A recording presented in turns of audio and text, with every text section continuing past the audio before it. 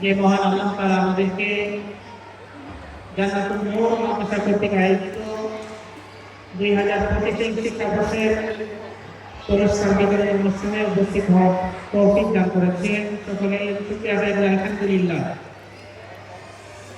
জান্নাতুল নূর মাদ্রাসা কর্তৃক আয়োজিত আজকের এই অনুষ্ঠানে আগত সম্মানিত সভাপতি, আমন্ত্রিত বিশেষ অতিথি এবং আমার সামনে উপবিষ্ট জান্নাতুল নূর মাদ্রাসার শিক্ষার্থীদের সম্মানিত অভিভাবক, অভিভাবিকা এবং উপবিষ্ট আমন্ত্রিত মেহমানবৃন্দ, সকলকে নুরানি ভিত্তিক গণসংস্থা বাংলাদেশ এর পক্ষ থেকে আপনাদেরকে আন্তরিক শুভেচ্ছা ও অভিনন্দন জানাই।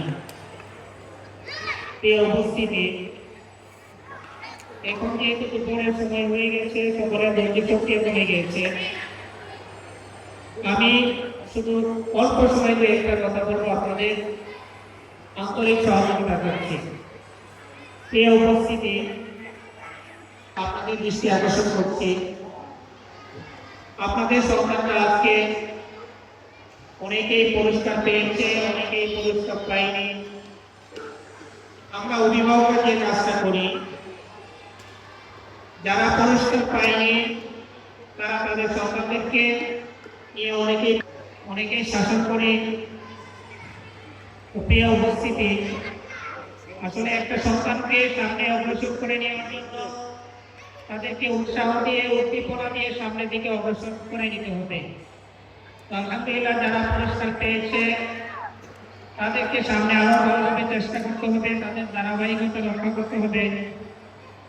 যারা পুরস্কার পায়নি তাদেরকে উৎসাহ দিতে হবে, তারা যাতে ইনশাআল্লাহ সামনের দিকে অনেক ভালো করে সেই দিকে অভিভাবক এবং মাদ্রাসা উস্তাদ যারা আছে সকলে ঐক্যবদ্ধ যদি মেহনত করা হয়, ইনশাআল্লাহ যারা পুরস্কার পায়নি সামনে ইনশাআল্লাহ তারা ভালো পুরস্কার বয়ে নিয়ে আসবে।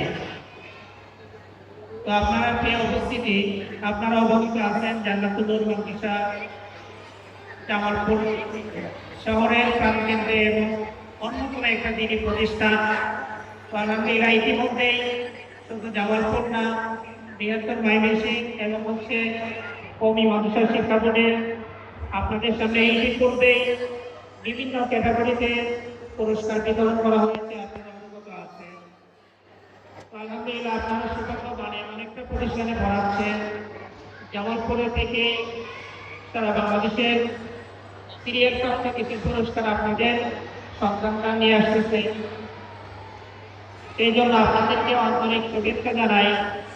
পাশাপাশি এখানে একটা প্রতিষ্ঠানের শিক্ষার্থী শুধু প্রতিষ্ঠান চেষ্টা করে শুধু ছাত্রদেরকে ভালো মেধাবী এবং আদর্শবান ছাত্র তৈরি করা যায় না।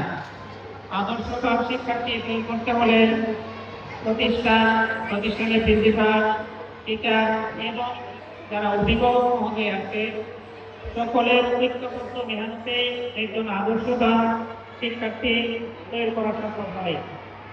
প্রিয় উপস্থিতি, বর্তমান সময়ে এখন শিক্ষা প্রতিষ্ঠানগুলো এমন একটা পরিস্থিতি দ্বারপ্রান্তে রয়েছে, আমরা শুধু শিক্ষার্থীদের শিক্ষাই দিতে পারতেছি। কারণ হচ্ছে, দেখেন আপনার সন্তানগুলো একটা প্রতিষ্ঠানে সকাল 9টা থেকে